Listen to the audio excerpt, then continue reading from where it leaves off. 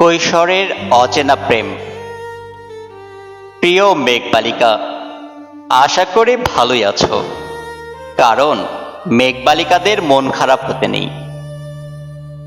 জানো মেঘবালিকা, এই প্রথম কারো কাছে চিঠি লিখছি। আমার এই আনাড়ি হাতের লেখায় তুমি কি হাসবে মেঘবালিকা?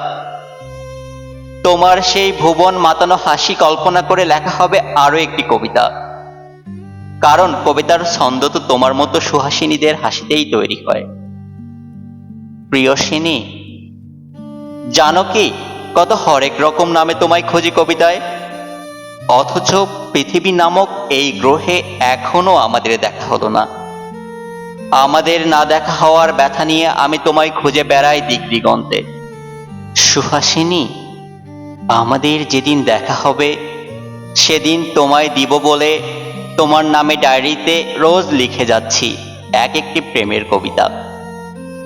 আচ্ছা, এই ডায়েরি দেখে তুমি কি খুব খুশি হবে মেঘবালিকা? তোমার কাজল কালো চোখে কি ভেসে উঠবে এক ফোঁটা প্রেম কিংবা আনন্দের অশ্রু? সেদিনের জন্যই আমার এক জন্ম বেঁচে থাকা। মেঘবালিকা, আচ্ছা, চিঠিটা কি খুব বেশি লম্বা হয়ে যাচ্ছে? আসলে জানো কি, তোমার নামে আমি যাই লিখি, যতই লিখি, আমার কাছে তা খুব ছোট্টই মনে হয়। প্রিয়সিনী, চিঠির শেষাংশে কি লিখতে হয় আমার জানা নেই।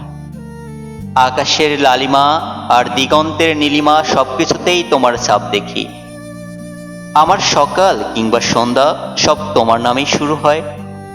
মেঘবালিকা, কবিতার গভীরতা অথবা হৃদয়ের সজীবতা আনতে অন্তত একবার হলেও তোমার দেখা প্রয়োজন। মেঘবালিকা, তুমি যেখানেই থাকো ভালো থাকো। আমার প্রেম কিংবা কবিতা একদিন ঠিকই তোমায় খুঁজে বের করবে।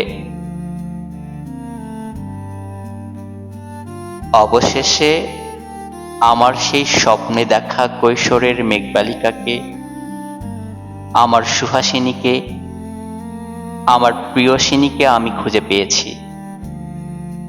ধন্যবাদ সবাইকে।